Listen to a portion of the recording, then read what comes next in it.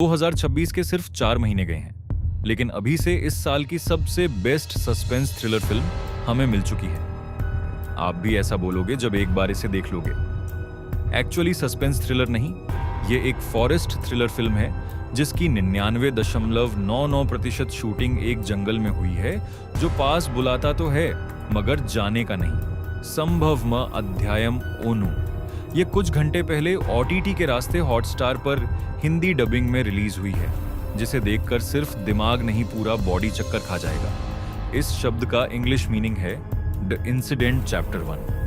जी हाँ, ये सिर्फ पार्ट 1 है क्योंकि फिल्म ओपन एंडिंग पे खत्म होती है। पार्ट 2 और शायद पार्ट 3 भी बनेगा इसकी पूरी कहानी को सॉल्व करने में। एक टिप देती हूँ, डायरी लेकर बैठोगे तो शायद फिल्म को समझ जाओगे। कॉन्सेप्ट बेस्ड है टाइम लूप के ऊपर। लोग बोलते हैं ना, समय को कोई रोक नहीं सकता, लेकिन टाइम में वापस जाके क्या इसको बदला जा सकता है? यही फिल्म का सब्जेक्ट है। Totally Hollywood material.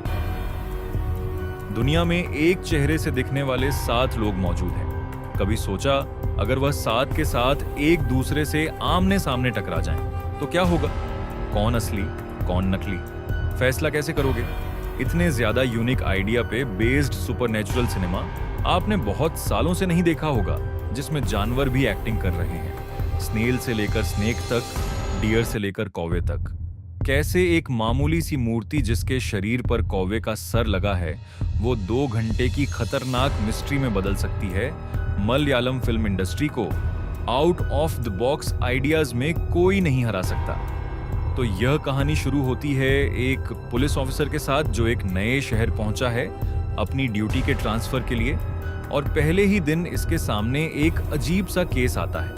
इसके हाथों में जो वायरलेस मशीन है, उसके दूसरी तरफ से एक पुलिस ऑफिसर की आवाज बताती है कि वो कुछ क्रिमिनल्स का पीछा करते हुए एक बड़े से जंगल में फंस गया है और अब बाहर निकलने का रास्ता नहीं मिल रहा है। केस को सॉल्व करने वो नया ऑफिसर तुरंत जंगल जाना चाहता है, लेकिन गांव वाले बताते हैं कि यह जगह श्रापित है। जो एक बार अंदर गया वह कभी बाहर नहीं आया। यहाँ तक कि उस जंगल में रहने वाले जानवर भी कभी वहां से बाहर नहीं निकलते, जैसे मानो वो खुद में एक अलग दुनिया है जिसके अलग कानून है। Only entry no exit.